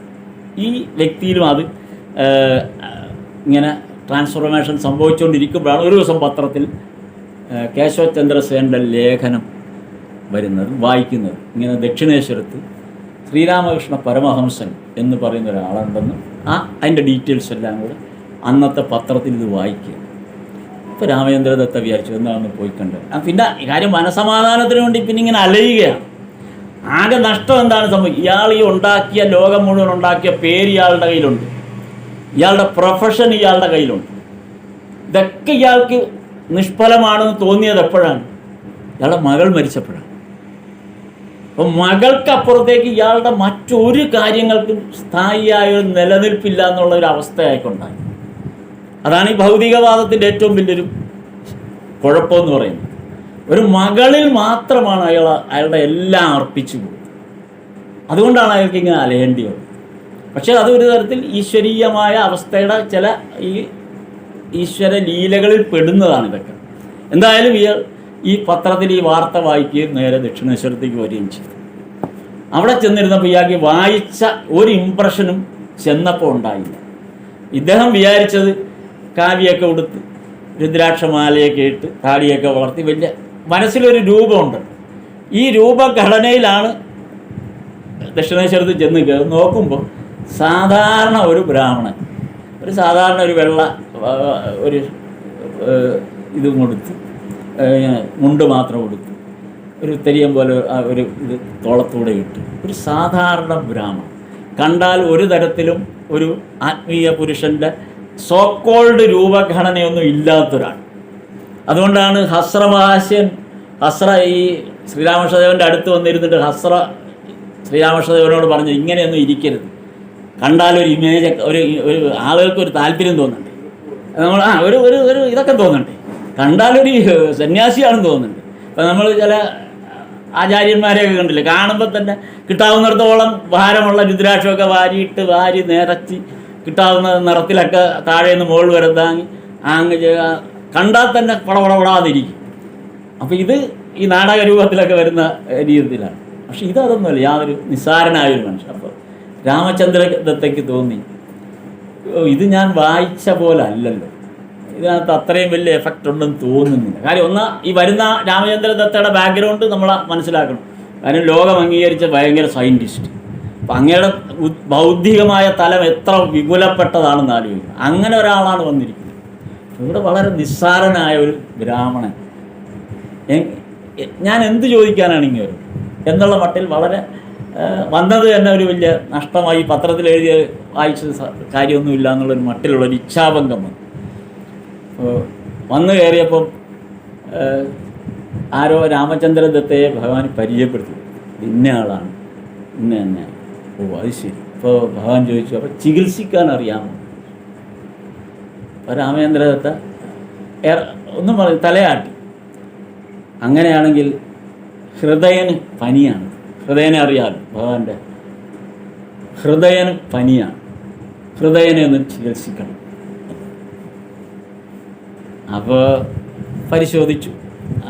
പരിശോധിച്ചെന്ന് അത്രേ. പിന്നെ ആ ദിവസം അങ്ങ് പോയി. ഭഗവാനെ കാണാൻ വരുന്നവർക്കെല്ലാം ഉണ്ടാകുന്നൊരു പ്രശ്നമാണ്. കാണുമ്പോൾ ഒരു താല്പര്യം തോന്നിയില്ല. പക്ഷെ എപ്പോഴാണോ ദക്ഷിണേശ്വരത്തു നിന്ന് മടങ്ങി അവർ അവരുടെ വീട്ടിൽ ചെല്ലുമ്പോൾ അടുത്ത ദിവസം നേരം വെളുക്കും അവർക്ക് തിരിച്ച് ദക്ഷിണേശ്വരത്ത് വരണമെന്നുള്ള ഒരു ത്വരയുണ്ടാകുക, ആ ഒരു താല്പര്യം ഉണ്ടാകുക. അപ്പം പിന്നെ ഇങ്ങോട്ട് വരിക എന്നുള്ള ഏതോ ഒരു ശക്തി ദക്ഷിണേശ്വരത്തേക്ക് പിടിച്ചു വലിക്കുന്ന പോലെ. എന്നാൽ അവിശ്വാസം മാറിയിട്ടുമില്ല. എന്നാൽ ഈ ഒരു ആകർഷണം ശക്തമായിട്ടുണ്ടായിട്ടും ഈ രാമചന്ദ്ര ദത്തയെ സംബന്ധിച്ച് ഈ ഒരു താല്പര്യം ഉണ്ടായി. എന്നിട്ട് രാമചന്ദ്ര ദത്ത അടുത്ത പ്രാവശ്യം വന്നപ്പോൾ വീണ്ടും വന്നു. ഈ ഉള്ളിൽ അവിശ്വാസം ഇങ്ങനെ കിടക്കണം, അതുകൊണ്ട് ക്ലിയർ ആകുന്നില്ല. അതുകൊണ്ട് ഇത്തവണ വന്നപ്പോൾ ചോദിച്ചത് നേരത്തെ വന്നപ്പോൾ ഭഗവാനോട് ചോദ്യങ്ങളൊന്നും ചോദിച്ചില്ല. കാര്യം ചോദിക്കേണ്ട കാര്യമില്ല, കാഴ്ചയിൽ തന്നെ ഇങ്ങനെ ഒരാളോട് എനിക്ക് ചോദിക്കാനൊന്നും ഇല്ല എന്നുള്ള ഒരു മട്ടിലായിരുന്നു. പക്ഷെ രണ്ടാം തവണ വന്നപ്പോൾ സ്വാഭാവികമായി രാമചന്ദ്രദത്ത ചോദിച്ചത് ഈശ്വരനുണ്ടോ ഇല്ലേ. ഇത് ഏറ്റവും വലിയ രസകരമായൊരു കാര്യം, ശ്രീരാമകൃഷ്ണദേവൻ്റെ അടുത്ത് വരുന്നവർക്കൊക്കെ ആദ്യം അറിയേണ്ട നരേന്ദ്രൻ ഉൾപ്പെടെ ഈശ്വരനുണ്ടോ ഇല്ലേ, ആദ്യം അറിയേണ്ട കാര്യം ഇതാണ്. ഇത് ആ രാമചന്ദ്രദത്തയുടെ മാത്രം കുഴപ്പമല്ല, ഏത് കാലത്തും എല്ലാവരുടെയും പ്രശ്നം ഇത് തന്നെ. ഈശ്വരനുണ്ടോ ഇല്ലയോ, ഇതിലാണൊരു ക്ലാരിറ്റി ഇല്ലാത്തത്. അപ്പോൾ ഈ ക്ലാരിറ്റി ഇല്ലാതെ പുറത്ത് പിന്നീട് നമ്മൾ പതുക്കെ പല അനുഭവങ്ങളിലൂടെയാണ് നമ്മൾ ഒരുവിധം ആ ഈശ്വര സങ്കല്പത്തെ കുറച്ചുകൂടെ നമ്മൾ സമീപിക്കാൻ തുടങ്ങി. എന്നാലും സമ്പൂർണമായി ഒരു വിശ്വാസം ഉണ്ടായി അല്ലെങ്കിൽ ആ വിശ്വാസത്തിൽ അടിയുറച്ചോ എന്ന് വെച്ചാൽ ഇല്ല. ഇത് രാമചന്ദ്ര ദത്തയ്ക്കുണ്ട്. അതുകൊണ്ടാണ് രാമചന്ദ്ര ദത്ത ആദ്യമായിട്ട് ഓപ്പണായിട്ട് ചോദിച്ചത് ഈശ്വരനുണ്ടോ ഇല്ലയോ. ഈ ചോദ്യത്തെ നോക്കും, ശ്രീരാമകൃഷ്ണദേവൻ്റെ അടുത്ത് വന്ന് ഇതേ ചോദ്യം ചോദിച്ച ഓരോരുത്തരോടും നമ്മൾ വചനാമൃതം വായിക്കുമ്പോൾ നമുക്കത് അറിയാൻ പറ്റും. വചനാമൃതത്തിലോ ലീലാമൃതമോ വായിക്കുന്ന സന്ദർഭത്തിൽ ഈ ചോദ്യം പലരും ആവർത്തിക്കുന്നുണ്ട്. ഓരോരുത്തരോടും ഭഗവാൻ ഒരിക്കലും നരേന്ദ്രനോട് പറഞ്ഞ ഉത്തരമായിരിക്കില്ല വേറൊരാളോട് പറയും. ഈ രാമചന്ദ്ര ദത്തയോട് പറഞ്ഞ ഉത്തരം രാമചന്ദ്ര ദത്തയോട് മാത്രമാണ് പറഞ്ഞിട്ടുള്ളത്. വേറെ ഒരാളോടും ഈ ഉത്തരം ഇതേ രൂപത്തിൽ പറഞ്ഞു. നരേന്ദ്രനോട് ഇതാണ് പറഞ്ഞത്, ഞാൻ നിന്നെ കാണുന്ന പോലെ കണ്ടിട്ടുണ്ടെന്നാണ് നരേന്ദ്രനും ഇതാണ് ചോദിച്ചത്. അങ്ങ് ഈശ്വരനെ കണ്ടിട്ടുണ്ട്, അപ്പം നിന്നെ കാണുന്ന പോലെ ഞാൻ കണ്ടിട്ടുണ്ട്. ഇവിടെ രാമചന്ദ്ര ദത്ത ഇതാണ് ചോദിച്ചത്, ഈശ്വരനുണ്ടോ ഇല്ല. രാമചന്ദ്ര ദത്ത പറയുന്നത് പിന്നീട് രാമചന്ദ്ര ദത്തനെ എഴുതിയ അദ്ദേഹം ഭഗവാനെക്കുറിച്ച് എഴുതിയപ്പോൾ എഴുതിയതാണ്. ഈ ലോകത്തെ എല്ലാ അറിവുകളും ഉണ്ടെന്ന് അഹങ്കരിച്ചതാണ്. പ്രത്യേകിച്ച് ലോകം മുഴുവൻ അംഗീകരിക്കപ്പെടുന്ന തരത്തിൽ മെഡിക്കൽ സയൻസിൽ ഇരിക്കുന്ന ഒരാളാണല്ലോ ഏറ്റവും വലിയ അറിവായിട്ട് പലപ്പോഴും അങ്ങനെ ഒരാളെയാണല്ലോ എപ്പോഴും നമ്മളൊരു വലിയ അറിവുള്ള ആളായിട്ട് നമ്മൾ കാണുന്നത്. അപ്പം അങ്ങനെ ഒരു അറിവുണ്ടായിരുന്ന എന്നെപ്പോലും അത്ഭുതപ്പെടുത്തുന്ന തരത്തിലായിരുന്നു. ഞാൻ ഒരിടത്ത് ഇതുപോലെ ഇതുപോലൊരു ഉത്തരം ഞാൻ ഒരിടത്തുനിന്നും കേട്ടിട്ടില്ല. ഞാൻ ഇത്രയും വായിക്കുകയും കേൾക്കുന്ന ഒരിടത്തുനിന്നും കേട്ടിട്ടില്ല. ഭഗവാൻ 3 ഉത്തരങ്ങളാണ് ഒന്നിച്ചു കൊടുക്കുകയാണ്. രാമചന്ദ്രദത്തയുടെ ചോദ്യം ഈശ്വരനുണ്ടോ ഇല്ലയോ എന്നുള്ളത് ഭഗവാൻ 3 ഉത്തരങ്ങൾ കൊടുത്തു. ഒന്നാമത്തെ ഉത്തരം രാമചന്ദ്രദത്തയോട് തിരിച്ചാണ്. ഈ ഉത്തരമെല്ലാം ചോദ്യരൂപത്തിലാണ് ചോദിച്ചത് ഭഗവാൻ. രാമചന്ദ്രദത്തയോട് ഭഗവാൻ ആദ്യം ചോദിച്ചത്, നീ നക്ഷത്രങ്ങളെ പകൽ സമയം കണ്ടിട്ടുണ്ട്? അതിനർത്ഥം നക്ഷത്രമില്ലെന്നാണ്. ആകാശത്ത് നക്ഷത്രമില്ലെന്നാണോ അതിൻ്റെ അർത്ഥം? ഇതിൽ പരം ക്ലാരിറ്റി വേറെ വരേണ്ട കാര്യമില്ല. അതേപോലെ തന്നെ രാമചന്ദ്രദത്തയോട് രണ്ടാമത്, നീ പാലിൽ വെണ്ണ കണ്ടിട്ടുണ്ടോ? പാലിൽ വെണ്ണ കാണാൻ പറ്റില്ലല്ലോ, അത് കടഞ്ഞാലല്ലേ വെണ്ണ കാണാൻ പറ്റൂ. ഭഗവാൻ ഉപയോഗിച്ച് അതായത് ഈ രാമചന്ദ്രദത്തെ പോലുള്ളവർ ഇത്തരം ആധ്യാത്മിക വിഷയങ്ങളെക്കുറിച്ച് അന്വേഷിക്കുമ്പോൾ കിട്ടുന്നത് മുഴുവൻ വലിയ അഗാധ തലത്തിലുള്ള വലിയ പാണ്ഡിത്യങ്ങളാണ്. ഭഗവാൻ അത്രയും വലിയ പാണ്ഡിത്യമൊന്നും പറഞ്ഞു, ഇത്രയ്ക്ക് വളരെ സിമ്പിളായിട്ടാണ്. പാലിൽ വെണ്ണ കണ്ടിട്ടുണ്ടോ എന്ന് ചോദിച്ചു. ആകാശത്ത് നക്ഷത്രമുണ്ടോ? വരുന്നത് പകൽ സമയത്താണ്, അതുകൊണ്ടാണ് ഇപ്പോൾ ആകാശത്ത് നക്ഷത്രമുണ്ടോ എന്നാണ് ചോദിച്ചത്. പാലിൽ വെണ്ണയുണ്ടോ എന്ന് ചോദിച്ചു. അത് കഴിഞ്ഞിട്ട് ഇത് രണ്ടും പറഞ്ഞപ്പോൾ രാമചന്ദ്ര ദത്തയ്ക്ക് മനസ്സിലായി ഈശ്വരൻ ഉണ്ടോ ഇല്ലയോ എന്നുള്ളതിൻ്റെ അത് തിരിച്ചറിയാനുള്ള ആ കപ്പാസിറ്റി ഉള്ള ആളാണ് രാമചന്ദ്ര ദത്ത, മനസ്സിലായി. പക്ഷേ എങ്ങനെ ഈശ്വരനെ കിട്ടും എന്നുള്ളതാണ് അടുത്തത്. അത് രാമചന്ദ്ര ദത്ത ചോദിച്ചില്ല, ഭഗവാൻ അങ്ങോട്ട് പറഞ്ഞു. നീ ചൂണ്ടക്കാരൻ നീ മീൻ പിടിക്കുന്ന കണ്ടിട്ടുണ്ടോ? രാമചന്ദ്ര ദത്തയ്ക്ക് മനസ്സിലായി. അതിൻ്റെ ക്ലാരിഫിക്കേഷൻ അടുത്ത് വേണ്ടി വന്നില്ല. നീ ചൂണ്ടക്കാരന് മീൻ പിടിക്കുന്നത് കണ്ടിട്ടുണ്ട്. എത്ര ശ്രദ്ധയോടുകൂടിയാണ് ഒരു ചൂണ്ടക്കാരൻ മീൻ പിടിക്കാനിരിക്കുന്നത്. അയാളുടെ മുഴുവൻ ചിന്തയും ആ ചൂണ്ട വലിയുന്നുണ്ടോ ഓരോ സെക്കൻഡിലും അയാൾ അത് മാത്രമല്ല, അയാൾ ചുറ്റും നടക്കുന്ന ഒന്നും അറിയുന്നില്ല. വളരെ സൂക്ഷ്മമായിട്ടാണ് അയാളുടെ നോട്ടം. കൃത്യമായി മീൻ അതിൽ കൊത്തുപടിക്ക് അയാൾ വലിച്ചിരിക്കും. ഇതാണ് ഈശ്വരനെ പ്രത്യക്ഷീകരിക്കാനുള്ള ഏക മാർഗം ഈ ഒരു മാനസികാവസ്ഥയിൽ. ഇങ്ങനെ നീ ശ്രദ്ധ കൊടുക്കണം, ഈശ്വരനെ കുറിച്ച് ഇങ്ങനെ ഒരു ശ്രദ്ധയിലേക്ക് വരണം. കാര്യം മറ്റെല്ലാം മറന്ന് ഈശ്വരനെ മാത്രം കോൺസെൻട്രേറ്റ് ചെയ്താൽ നിനക്ക് ഈശ്വരനെ കാണാൻ പറ്റും. ഈശ്വരൻ പ്രത്യക്ഷത്തിൽ വരുന്നതാണ്, വളരെ സിമ്പിളായിട്ട് നിനക്കത് കാണാൻ പറ്റും. ഈ 3 ചോദ്യങ്ങൾ അതിൻ്റെ ഉത്തരങ്ങൾ കഴിഞ്ഞതോടുകൂടി തൻ്റെ മുഴുവൻ ഔദ്യോഗികമായ അല്ലെങ്കിൽ വിദ്യാഭ്യാസപരമായി കിട്ടിയിരുന്ന മുഴുവൻ ഔന്നത്യങ്ങളും ത്യജിച്ച് രാമചന്ദ്രദത്ത പൂർണ്ണമായും ഭഗവാന്റെ കാലത്തിൽ നമസ്കരിക്കുക. പിന്നെ ഭഗവാന്റെ മാത്രം, പിന്നെ മറ്റൊന്നും ചിന്തിക്കാനില്ല, ഭഗവാൻ മാത്രം, വേറൊന്നും ചിന്തിക്കാനില്ലാത്തൊരു അവസ്ഥയിലേക്ക്. എന്നിട്ട് ഭഗവാനെക്കുറിച്ച് എഴുതാൻ തുടങ്ങി. ഭഗവാനെക്കുറിച്ച് കിട്ടാവുന്ന വിവരങ്ങളെല്ലാം ചേർത്ത് നോട്ടുകൾ കുറിക്കാൻ. അങ്ങനെ ഭഗവാന്റെ ജീവിതം, ആ അവതാര ലീല കുറേയധികം നോട്ടുകൾ കുറിച്ച് അത് പബ്ലിഷ് ചെയ്യണമെന്നുള്ള ഉദ്ദേശത്തിലാണ്. ആദ്യമായിട്ട് ഇതിന് തുനിഞ്ഞ വ്യക്തിയും രാമചന്ദ്ര ദത്തയാണ്, ഇത് പബ്ലിഷ് ചെയ്യാൻ വേണ്ടി. അപ്പോൾ ഇത് ഭഗവാൻ അറിഞ്ഞു. അപ്പോൾ ഭഗവാൻ പറഞ്ഞു അങ്ങനെ ചെയ്യരുത്. കാരണം അങ്ങനെ ഒന്ന് എഴുതപ്പെട്ടാൽ പിന്നെ ഈ ശരീരം ഉണ്ടാകും, അതുകൊണ്ട് ചെയ്യരുത് എന്ന്. പിന്നീട് ഭഗവാന്റെ മഹാസമാധിക്ക് ശേഷമാണ് രാമചന്ദ്രദത്ത ശ്രീ രാമകൃഷ്ണ പരമഹംസദേവർ ജീവൽ വൃത്താന്ത എന്ന അദ്ദേഹത്തിൻ്റെ ജീവചരിത്രം, ഭഗവാന്റെ ജീവചരിത്രം, അങ്ങനെയാണ് രാമചന്ദ്രദത്ത എഴുതുന്നത്. അപ്പോൾ ശ്രീരാമകൃഷ്ണദേവൻ എന്നിട്ട് ഈ ജീവിതം മുഴുവൻ അർപ്പിക്കുക മാത്രമല്ല രാമചന്ദ്രദത്ത ചെയ്തത്. അതാണ് ഇനി നമ്മൾ മനസ്സിലാക്കുക. ഇതിൽ ഈ ഒരു എക്സ്റ്റെൻഡിൽ നമുക്ക് എത്രത്തോളം പോകാൻ പറ്റുമോ അത്രത്തോളം പോവുക, ബാക്കി നമ്മളങ്ങ് വിട്ടേക്കുക. ഇതിൽ നമുക്ക് എത്രത്തോളം ചെല്ലാൻ പറ്റും എന്നുള്ളതാണ് നമുക്ക് ഈ സത്സംഗം കൊണ്ടുണ്ടാകുന്നൊരു നേട്ടം. ഇതിൽ രാമചന്ദ്ര ദത്ത ചെയ്തിരുന്നത് അദ്ദേഹത്തിൻ്റെ വീടെന്ന് പറയുന്നത് കാക്കൂർഗാച്ചിയിലാണ്. പോകുമ്പോൾ നമുക്ക് കാക്കൂർഗാച്ചി, അവിടെ കൽക്കട്ടയിൽ സന്ദർശിക്കുന്ന ഭക്തന്മാരെല്ലാം കാക്കൂർഗാച്ചിയിൽ പോകും. അപ്പോൾ കാക്കൂർഗാച്ചിയിലാണ് അങ്ങയുടെ വീട്.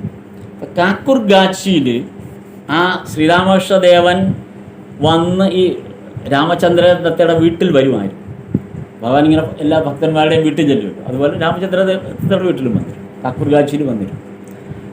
ശ്രീരാമകൃഷ്ണദേവൻ വന്ന് ഇരുന്ന ആ സ്ഥലത്തിന് അന്ന് മുതൽ രാമചന്ദ്ര ദത്ത ആ സ്ഥലത്തിനിട്ട പേര് യോഗധ്യാന എന്നാണ്. ആ സ്ഥലത്തിൻ്റെ പേര് യോഗധ്യാനം എന്നാണ്. അതായത് ഭഗവാൻ അവിടെ ഇരുന്ന ആ സ്ഥലത്തെ പിന്നീട് ആ സ്ഥലം മുഴുവൻ സമയവും ഭഗവാൻ അവിടെ ഉണ്ട് എന്നുള്ള സങ്കല്പത്തിലാണ് ആ സ്ഥലത്തെ പിന്നെ പരിഗണിച്ചത്. അവിടെ വന്നിരുന്ന സമയത്ത് ഭഗവാൻ ഒരു മാമ്പഴം വേണമെന്ന്, അപ്പം അവിടെ നിന്നൊരു മാവിൽ നിന്നൊരു മാമ്പഴം പറിച്ചു പോകും. ആ മാവിനിട്ട പേര് രാമകൃഷ്ണ ഭോഗ്. അതായത് ഇതിൽ നിന്ന് വരുന്നത് ഭഗവാൻ അവിടെ അത് കഴിഞ്ഞ് ഭക്ഷണം കഴിക്കാൻ നേരത്ത് കാലൊന്ന് കഴുകാം. അപ്പോൾ ബംഗാളിലെ വീടുകളിലെല്ലാം കിണറിന് പകരം കുളമാണ്, അറിയാലോ, കുളം ആയിരിക്കും, അവിടെ കിണറില്ല, കുളമാണ്. ഭഗവാൻ കാല് കഴുകിയ ആ കുളത്തിനിട്ട പേര് രാമകൃഷ്ണ കുണ്ടെന്ന്. അതായത് വീട്ടിലെ എല്ലാ സ്ഥലങ്ങൾക്കും രാമകൃഷ്ണ എന്നുള്ള പേര് കൊടുത്തു. രാമകൃഷ്ണ വാതി, രാമകൃഷ്ണ കസേര, രാമകൃഷ്ണ മുറി, എല്ലാം രാമകൃഷ്ണൻ, സകലതും രാമകൃഷ്ണൻ. അങ്ങനെയാണ് ഒരു സാധകൻ തൻ്റെ ചുറ്റുപാടുകളെ ഈശ്വരോന്മുഖമായി മാറ്റുന്നത്. ഇത്രയും നല്ലൊരു ഉദാഹരണം രാമചന്ദ്രദത്തെ പോലുള്ളൊരു സാധകൻ്റെ ആ ഉദാഹരണം. അത് നമ്മുടെ വീട് എങ്ങനെ, അതുകൊണ്ടാണ് ഞാൻ ഇതിൽ നിന്ന് നമുക്ക് സ്വീകരിക്കാവുന്ന ഒരു ഭാഗം ഇതാണ്. നമ്മൾ ഈശ്വരന് വേണ്ടി നമ്മളുടെ ചുറ്റുപാടുകളെ എങ്ങനെയൊക്കെ ലാൻഡ് മാർക്കാക്കി വെക്കും, മാർക്ക് ചെയ്ത് വെക്കും. അപ്പം പിന്നെ കാണുന്നതെല്ലാം ഭഗവാന്റെ സാന്നിധ്യത്തിലാണ് നമ്മുടെ ചുറ്റുപാടുകൾ വരുന്നത്. അങ്ങനെ നമുക്ക് നമ്മുടെ ചുറ്റുപാടുകളെ ചേഞ്ച് ചെയ്യാൻ പറ്റും. അങ്ങനെ ചേഞ്ച് ചെയ്യുകയാണെങ്കിൽ, എന്നിട്ട് രാമചന്ദ്രദത്തയുടെ മരണത്തിന് ശേഷം എന്ത് ചെയ്യണമെന്ന് വരെ രാമചന്ദ്രദത്ത എഴുതി വെച്ചിരുന്നു. കാക്കുർഗാച്ചിയിലെ തൻ്റെ വീടിൻ്റെ ഗേറ്റ് കടക്കുന്ന ഭാഗത്തൊരു കുഴിയെടുത്ത് എൻ്റെ ചിതാഭസ്മം അവിടെ കുഴിച്ചു. അപ്പം ചോദിച്ചു എന്തിനാണ്? ഇനി കാലങ്ങളോളം വരുന്ന എല്ലാ ശ്രീരാമകൃഷ്ണ ഭക്തന്മാരുടെയും കാൽ ചുവടിന് വേണം എനിക്ക് കിടക്കാൻ. ആ കാലടികൾ ചവിട്ടുകൊണ്ട് ആ പാദസ്പർശം ഏറ്റു വേണം എനിക്ക് എൻ്റെ അന്ത്യസ്പർശം എന്നുള്ളത്. അതിനാണ് ആ കാക്കുർഗാച്ചിയിലേക്ക് കയറുന്ന വഴിക്കുള്ള ആ മണ്ണിൽ എന്നെ കുഴിച്ചിടണം, എൻ്റെ ആ ചിതാഭസ്മം കുഴിച്ചിടണം. അത്രമേൽ, അതായത് ഭഗവാനോട് മാത്രമല്ല, ഇനി വരാൻ പോകുന്ന തലമുറകൾ മാറുന്ന ഭഗവത് ഭക്തന്മാരുടെ ഭക്തൻ കൂടിയായി മാറും. അതാണ് ഒരു ഭക്തൻ്റെ ഏറ്റവും വലിയ ഉയർച്ചയുടെ ഘട്ടം. എങ്ങനെയാണ് ഈശ്വരനെ സാക്ഷാത്കരിക്കപ്പെടുന്നത്, അല്ലെങ്കിൽ ഈശ്വരോന്മുഖമായി നമ്മൾ എങ്ങനെയാണ് മാറുന്നത് എന്നുള്ളതിൻ്റെ വലിയൊരു ഉദാഹരണമാണ് രാമചന്ദ്രദത്ത. ഇന്നിപ്പോൾ സമയം പെട്ടെന്ന് ഇത്ര ആയതുകൊണ്ട് സുരേന്ദ്രനാഥ മിത്രയും മനോമോഹൻ ഈ രണ്ടുപേരും ഏതാണ്ട് ഒരേപോലെ, ഈ 3 പേരുടെയും ജീവിതം ഏതാണ്ട് സമാനമാണ്. ഭഗവാനുമായിട്ടുള്ള അവരുടെ ആ സഖ്യം അത്രയും സമാനമാണ്, അത്രയും പവിത്രമാണ്. നമുക്ക് സ്വീകരിക്കാവുന്നൊരു ഘടകങ്ങളാണ്. ഈ സ്വീകാര്യമാണ് നമ്മൾ ഈശ്വരോന്മുഖമാകേണ്ടത്. അങ്ങനെ അത്തരം ഒരു ജീവിതക്രമത്തിലേക്ക് മാറുന്ന ഒരു വ്യക്തിയെ സംബന്ധിച്ച് നേരത്തെ പറഞ്ഞ പോലെ ആ അതുകൊണ്ടാണ് മാസ്റ്റർ മഹാശയന അവസ്ഥ ഉണ്ടായിരുന്നില്ല.